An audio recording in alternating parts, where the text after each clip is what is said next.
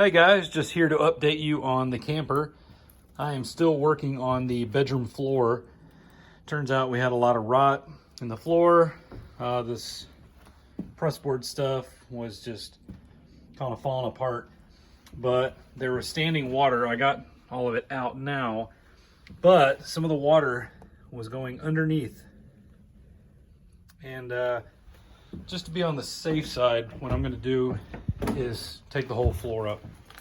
And so what I'm doing right now is taking out all the screws that hold it in. It's got this square bit or head, and so I have a square bit to take these out.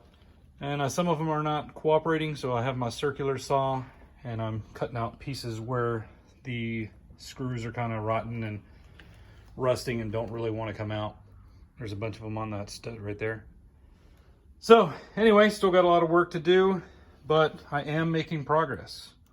So yeah, hopefully soon I'll show you the new floor.